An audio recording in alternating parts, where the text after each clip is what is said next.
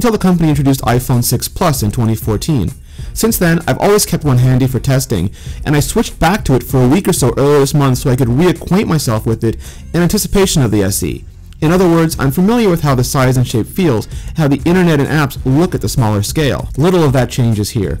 The chamfered edges are matte rather than polished. The 6000 series aluminum has a stainless steel Apple logo inset, iPhone 6s style on the back, and there's subtle SE branding beneath it.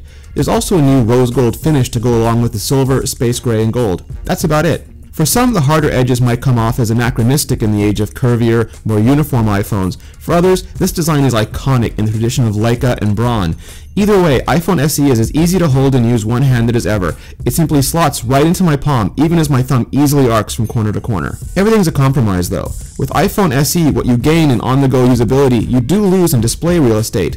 At 4 inches, you can't fit and see anywhere nearly as much content on an SE as you can on the 1334 by 750 iPhone 6s or the enormous, by comparison, 1920 by 1080 iPhone 6s Plus. You don't get as much interface, you don't get as much text, and you obviously don't get the Plus's 2-column view and landscape. What you do get is a phone you don't have to juggle or resort to reachability mode to use. That's especially useful for when you're walking around, carrying things, or simply hurrying about your day. You also don't get 3D touch. That's the pressure-sensitive technology found on Apple's iPhone 6s. It's a disappointing omission, even though iPhone SE is technically a special edition iPhone 5s rather than a shrunken iPhone 6s. It won't matter to some, but to others it'll be a deal breaker, or at least make it a tougher decision for those who really want both. iPhone SE is powered by Apple's custom A9 system on a chip. All that silicon behind so few pixels results in what can only be likened to an F1 race car experience, or maybe a Superleggera or a 911R.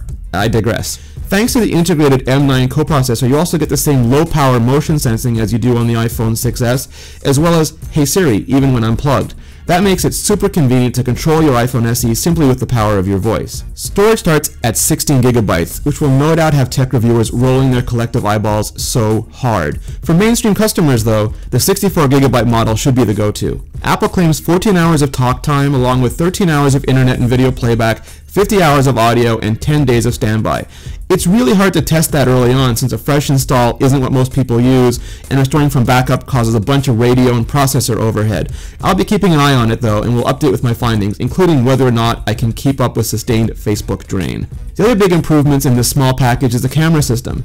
iPhone 5s had a cutting-edge camera for its time, but times have changed. We now live in the era of iPhone 6s style deep trench isolation and focus pixels. iPhone SE's updated 12 megapixel iSight camera offers both.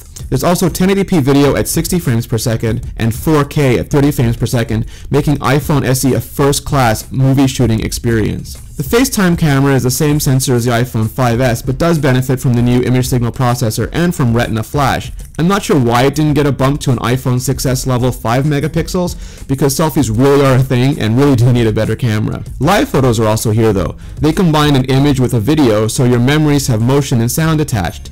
Since there's no 3D touch, you trigger live photos with a long press rather than a deep press. Touch ID, Apple's fingerprint identity sensor, is still first generation, but there's an NFC radio now, which means Apple Pay in any country and at any retailer that supports it. Enhancing iPhone SE hardware is iOS 9.3. In addition to everything released last fall, there are new features like Night Shift, the ability to lock notes, greater personalization for Apple News, recommended apps in health, and CarPlay now has Apple Music's new and For You sections, as well as Nearby for maps. iPhone SE is available for $399 for 16 gigabytes and $499 for 64 gigabytes. With new payment options, that can be less than a few fancy cups of coffee a month, at least in the US. I'll be ordering the 64 gigabyte rose gold. I don't think I'll be staying at this size for anything more than a few weeks, but I'm thrilled that this is pretty much the not-so-secret love child of the 6s and 5s. I suspect for many of you, Apple had you at A9, 12 megapixels, 4K, Apple Pay, and a 4-inch iPhone. If even 10 to 20% of iPhone owners have been waiting on a smaller iPhone to upgrade,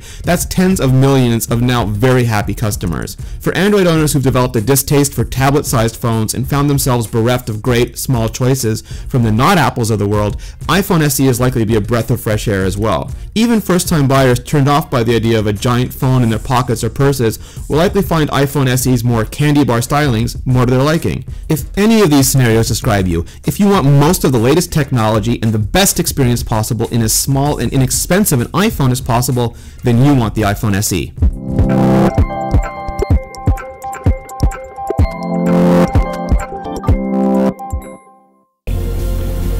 quên mất ảnh chọn cái đã, mình kiểm tra đa nhiệm được. Evernote. Với Evernote thì Mi 5 lên trước so với SE, và sự chênh lệch hoàn toàn có thể thấy được.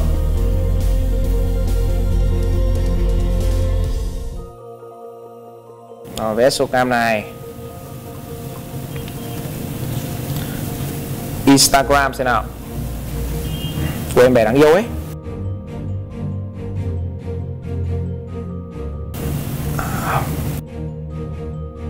Dừng lại sẽ vào cửa hàng ứng dụng của hai máy, Play Store versus App Store. Play Store có vẻ vào nhanh hơn một chút so với cả App Store.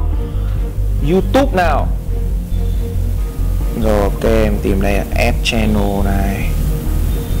Bên này Channel cho load cùng video nào. Tốc độ load bằng nhau. Và đó là những dung nhẹ ban đầu rồi. Chúng ta có thể thấy rằng về sự chênh lệch thì nó cũng không nhiều lắm, chưa rõ ràng. Có lẽ phải sang game thôi. Và bắt đầu với Subway Surfer nhá.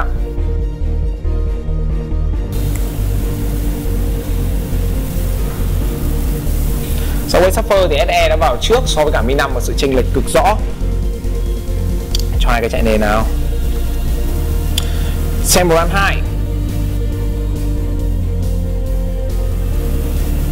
Với tựa game SAMBA 2 thì chiếc SE lại vào trước và sự chênh lệch cũng rất rõ ràng. Mi ơi, Mi vào đi Mi ơi. Ok, cuối cùng Mi cũng đã vào rồi.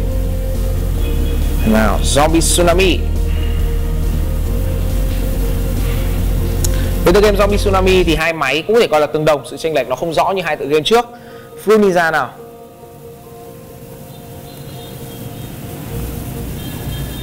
Với Fruit Ninja thì SE nhỉnh hơn một tẹo nhưng sự chênh lệch cũng không rõ lắm. Nó giống như cái game Zombie Tsunami ấy, Piano Time.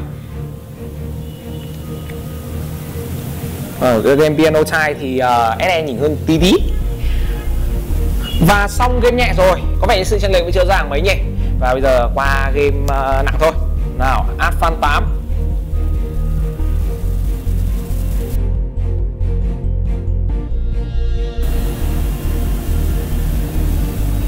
Với tựa game Advan 8 thì chiếc SE đã vào trước.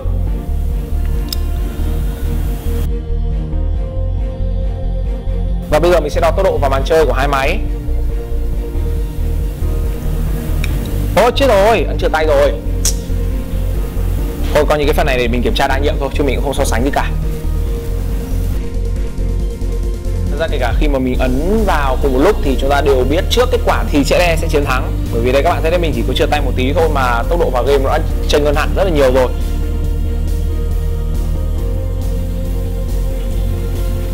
Ok, xong. Dead Trigger 2 nào. Ui, Dead Trigger 2 SE bá đạo thật. Ngoằng phát vào luôn ạ. Mi 5 thì chơi lâu. Rồi, Mi 5 vào xong rồi. Nova 3.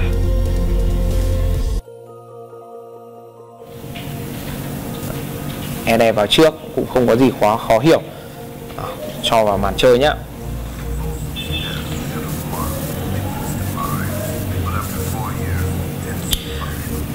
Với vào màn chơi thì SE lại xong rồi này. Mi 5 vẫn chưa tới đâu. Rồi. Và tựa game cuối cùng là Modern Combat 5.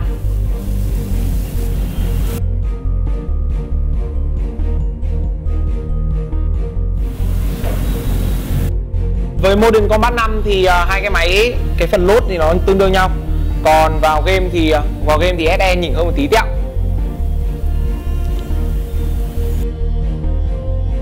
Và mình đã xong một phần so sánh hiệu năng rồi. Và hoàn toàn có thể nói rằng là SE đã giành chiến thắng trong cái phần so sánh hiệu năng này. Và bây giờ thì mình sẽ so sánh với khả năng đa nhiệm. Rồi, nào.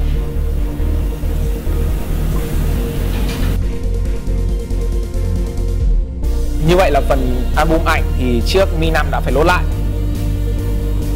Có vẻ Evernote cũng vậy. PSO cũng thế. Nào với Instagram nào. Instagram thì chiếc SE vẫn đang rất là ổn. Mi 5 đã phải lốt lại rồi. App Store, cái này thì cũng không nói rõ được. Nào, xem YouTube nào. YouTube thì Mi 5 vẫn sống này. Subway Surfer. Subway Surfer thì SE lại sống còn Mi 5 thì không. Để đi kiểm tra nốt để đa nhiệm của SE đã nhá.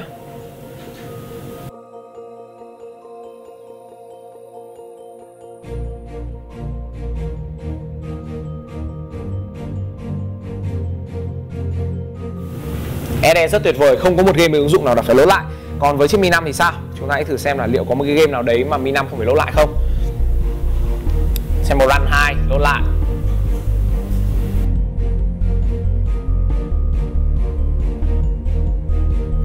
Zombie Tsunami nào. Zombie Tsunami cũng đã phải lốt lại.